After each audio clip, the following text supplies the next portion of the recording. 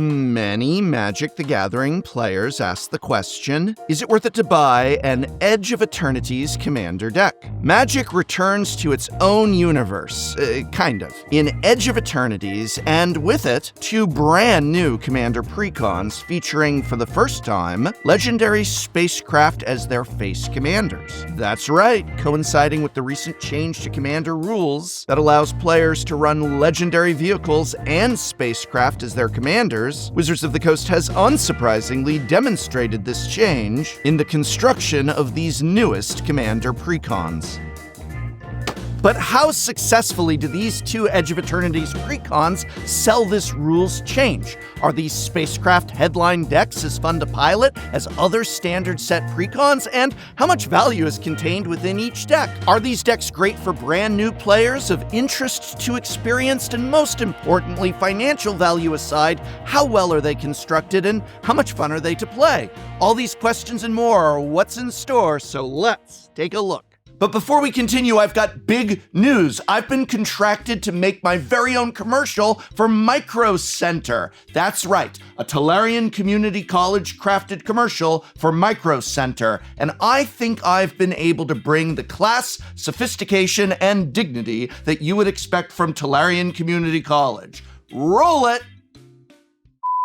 Micro Center, Micro Center, Micro Center. There's nothing micro about the selection of incredible electronics at Micro Center. Wow. Micro Center is your one-stop shop for all your electronics needs. Television sets, laptops, PC computers, those cameras that aren't in phones, and so much more. They even have Magic the Gathering products and other impulse items in the store for you to buy when you get your electronics needs met at Micro Center. So head on down to your local Micro Center store. That's right, you don't shop online with Micro Center. You actually go into a Micro Center store like a real live human person. Think of it as your local Micro Center store, your LMCS. LMC, we need to workshop that. Micro Center. And if you're in Santa Clara, then do I have great news for you. Micro Center just opened up a brand new location in your backyard. Also, you live in Santa Clara, which is pretty nice, because it's got Micro Center. This brand new Santa Clara location is the 29th Micro Center opened in the US. Wow, 29? I'm gonna look to go into one now for my computing and electronics needs. Damn, that is a good price. Micro Center is also partnered with Affirm, so you can split your purchases into payments that fit your budget. Affirm allows you to buy now and pay later in installments that work for you. With this and Micro Center's great daily deals, now is the absolute best time to finally make that PC upgrade you've been thinking about. I know you've been thinking about it. It's Micro Center. Seriously, the stores are really good, and if there's one near you, they've got great prices and everything you need. So yeah, go into Micro Center. Thank you, Micro Center, for sponsoring this video. An Edge of Eternities commander deck contains the following. 1 ready-to-play 100-card commander deck, which itself contains 1 traditional foil face commander with borderless art. In both decks, this is a legendary spacecraft, as well as 1 traditional foil alternate commander, also with borderless art. In both decks, this is a legendary creature. Within the rest of the deck, 10 brand new Magic card designs can be found, and also included are 1 collector booster sample pack, 10 double-sided tokens, and what is generously called a commander deck box. All other extras have now apparently been cut from commander precons. There is no life wheel or spin down or other life tracker, no oversized commanders or even thick cardboard backup commanders. Oversized cards and plain chased cards are gone as well. And in the case of counterintelligence, there's actually only 6 double-sided tokens, and instead you are given 4 of these punch-out counter cards, which I'm sure will be very useful.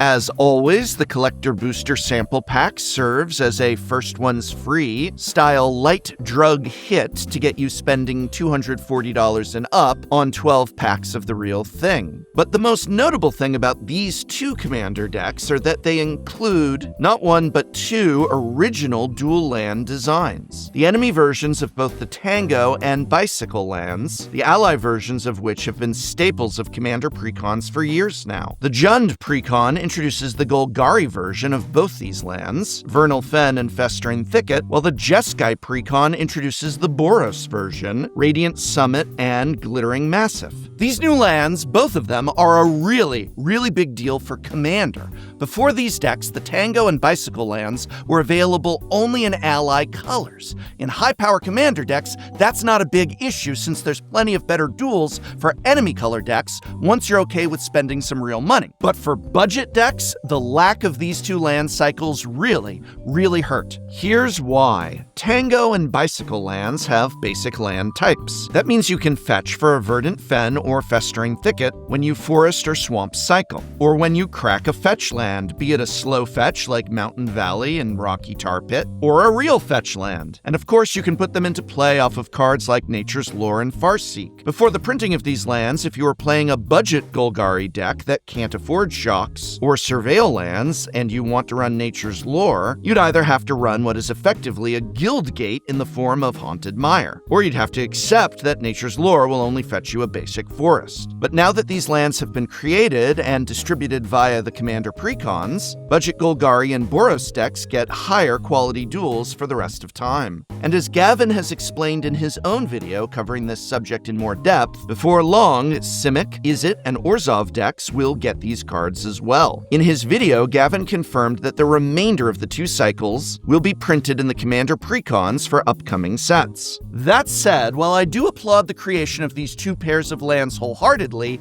their inclusion does not single-handedly make the two Edge of Eternities precons worth buying. For that, we'll need to look at several other factors. Let's start with their market prices compared to MSRP. MSRP has been a thing for Commander precons again for a while now, though the impact it's had on the cost of Commander precons has been hard to gauge. Generally, at least one precon per set has pre-sold for many tens of dollars more than its compatriots. Let's see if that's the case for Edge of Eternities, which have the standard set Commander precon MSRP of $44.99. On the secondary market, World Shaper, the Jund Lands precon, is pre-selling for what is roughly MSRP, maybe a couple bucks above, but there's no major markups here. Counterintelligence, on the other hand, is going for about $10 above MSRP on the secondary market, and while I don't support paying markups, a $10 markup is a lot less egregious than the most expensive precons from prior sets. What's more, you can also buy the two decks together for a pre-sale market price of about $89.90, which is actually a few cents less than double the MSRP of a single deck. In other words, if you buy both decks, you get them both for essentially MSRP. So if you are looking to pick up both decks, know that buying them together means that at the very least you can ensure you're not paying any markups. But let's hold on a second. Why are neither of these decks marked up to high heaven? Yes, there's only two of them, but in the last set that we got two Commander decks for, Aetherdrift, the Esper Zombie precon had been marked all the way up to $75, which I hope to God none of you actually paid. Meanwhile, the only markup here is about $10 on one of the decks. What gives? Are these decks worse than other precons? Or is excitement for Commander precons just diminished for some reason? It's a sad state of the secondary market that I see a pair of new Commander precons that haven't been hit by egregious markups, and I immediately become suspicious, like, what's wrong with them? Are they bad decks? Nonetheless, the lack of markups here is a real eyebrow raiser. Let's take a closer look at each of the decks.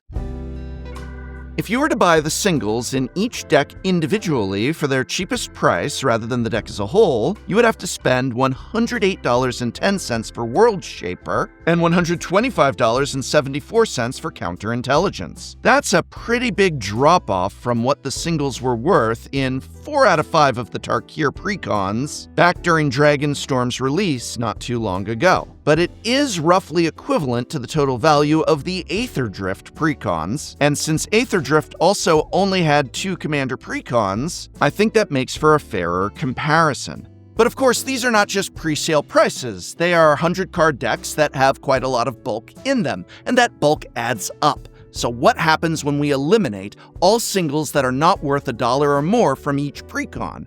Well, 26 out of the 100 cards in World Shaper are worth $1 or more, giving the deck a total non-bulk value of $83.11. Among these are notable reprints like Morog, Fury of Aachen, Oracle of Moldiah, wow, in a Commander Precon, and even Korvold, Fey Cursed King. Spicy inclusions, and each of which are currently selling for between $5 and $10. There are also a few pricey new card designs as well. Exploration Broodship especially provides great redundancy for the Commander staple Exploration, and at a much lower cost. Looking at Counterintelligence, 28 out of the 100 cards are worth $1 or more, giving that deck a total non-bulk value of $96.81. And there are several reprints in Counterintelligence that I really appreciate. Tekuthal, Inquiry Dominus, Swan Song, and Cyberdrive Awakener are all staples of blue decks in Commander that are all right around the $10 mark. Tekuthal is the first of the powerful Dominus cycle to see a reprint. Hopefully we'll see a Mondrak Glory Dominus reprint before too long. Darksteel Reactor is a powerful alternate win con for Proliferate decks, though it does raise the question of, did your friend who plays Atraxa really need an alternate win con? Really? And as for new card designs, Ripple of Potential is an awesome protection spell in any deck with lots of counters and permanents. Okay, so the financial value of these decks seems to be solid. It's not extraordinarily high, but it's far from terrible. Nonetheless, we're talking about cards you're supposed to play with, not stocks or bonds. How well do these decks function as decks? How fun are they to play, and how well are they built? Let's take a look.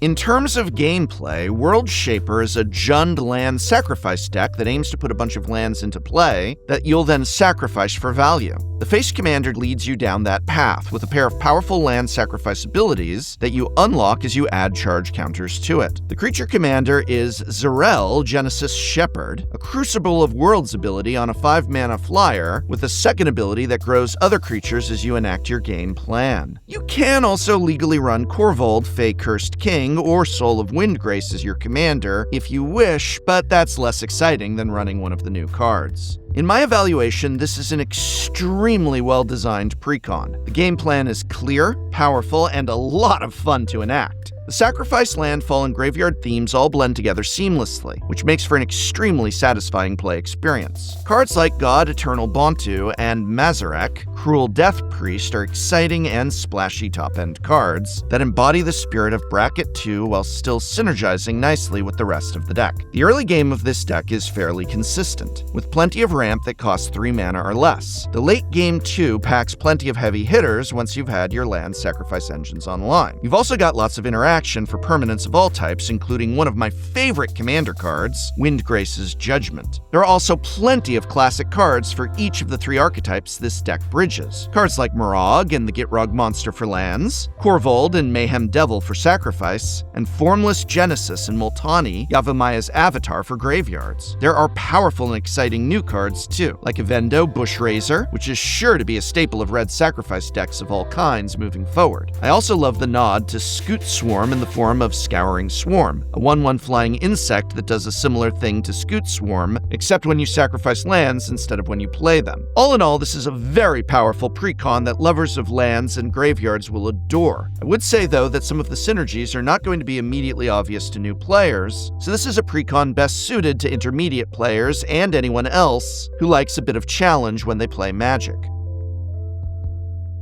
Counterintelligence is a Jeskai Proliferate precon with an artifact sub-theme. The Face Commander is In Spirit Flagship Vessel, a 3-mana spacecraft that churns out either +1/+1 counters or charge counters each turn, and eventually protects all the artifacts on your board from most forms of removal. The other new commander option for this deck is Kylo, Apogee Mind, a 3-mana 3/3 robot artificer legend with haste that proliferates whenever it becomes tapped. Unlike with World Shaper, there are no additional backup commanders commanders in this precon. The two main kinds of counters you'll be proliferating, as suggested by the ability of In-Spirit, are +1/+1 counters and charge counters. Charge counters are especially potent in this deck, as cards like Astral Cornucopia and Everflowing Chalice start producing a boatload of mana once you get your proliferation engines going. There are all kinds of payoffs for charge counters, from artifacts that draw cards, to artifacts that interact with your opponent's board, to the aforementioned mana rocks. You'll be charging up your commander's spacecraft in no time, and eventually growing your board larger than most opponents will be able to keep up with. The goal of this deck is to set up your board with lots of permanents with counters of various kinds, most of which will have only 1 or 2 counters to start. Then you start getting your proliferation engines online, growing your whole board of whatever counters they happen to have, until you have totally outclassed any opposing board states. There are many powerful cards in this precon, all up and down the curve, but Lux Cannon is particularly absurd. Once you're proliferating regularly, it won't be hard to blow up a permanent every single turn. Many of the new cards in this deck are also very powerful. Patrolling Peacemaker is a silly and flavorful proliferation engine that scales well with the power level of the table. As the more interaction your opponents run, the bigger your board will get. Surge Conductor is another busted proliferation engine for artifact decks specifically, making it a perfect addition to this deck. This is another incredibly powerful precon. You've got great interaction, great card draw, and a powerful, consistent, and straightforward game plan. This deck is a little simpler to pilot than World Shaper, but it's still got plenty of interesting play patterns that will appeal to players of all skill levels and experiences. Honestly, this is just a great, solid precon deck. If I were to ignore financial value entirely and just compare the two decks in terms of their construction, picking one over the other becomes a very tough call. They're both really fun, really strong, and feature cohesive game plans, and both are full of exciting new designs and some really great reprints. That being said, I would rank the World Shaper deck slightly above the Counterintelligence deck, with the added caveat that Counterintelligence is better suited for newer players. But honestly, you cannot go wrong with either choice. Now, full disclosure, I do have mixed feelings about the choice to make legendary spacecraft and vehicles legal as commanders, and dull surprise, I kinda don't like the change. Maybe I'll elaborate on why in a future video, but taking it as a given that this rules change is the new normal moving forward, I do think these two decks do a great job of implementing the change. The spacecraft commanders are really strong and I feel splashy enough to be fun generals in your command zone, but they're also appropriately costed, and I don't believe their abilities are so strong as to warp the game around them. And while Hearthhole, the Jund spacecraft, might push the boundary a little bit, as its card draw ability is reminiscent of the incredibly strong and contentious Shurikai Genesis engine, I still feel the card is more well-balanced and fun. And thus, my own bias as an old man who likes to yell at clouds aside, I will admit that these decks are extremely well constructed and their new card designs are a lot of fun to play with. Final conclusion, both World Shaper and Counterintelligence are very strong and well-designed precons that showcase the mechanics and game plan they've been built around. Honestly, I think these are two of the best Commander precons we've seen for an in-universe set in quite some time, and I might even go so far as to say these precons are on par with some of my favorite Commander precons ever. The only real downside to these Commander decks is the financial value, as the singles in both decks total to a price that's about $20 lower than what I like to see in a Commander precon during pre-sale. But the value isn't so low as to be egregious, and as I always stress, the real thesis of Commander precons is to be excellent gameplay experiences for both new and experienced players, with roadmaps to awesome upgrades, while simultaneously being playable right out of the box with your friends. And these Commander decks accomplish that with excellence, so the grade is a solid, enthusiastic A. Honestly, this really is everything a Commander precon should be. I hope very much this video has been of some help to you.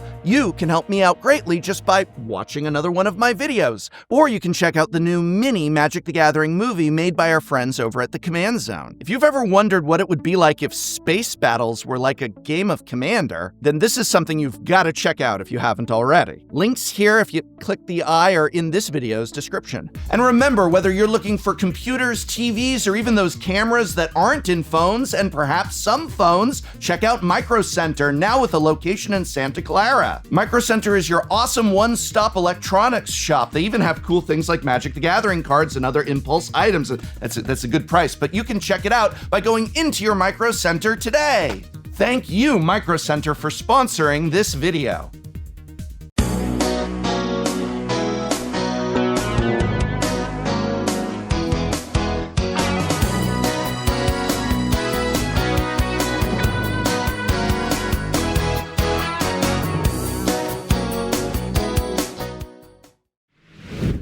Next time on Shuffle Up and Play. We're playing Magic the Gathering, and we're going to be drawing a lot of cards because we've got Nathan from Drawfee. Hi, I'm Nathan from Drawfee.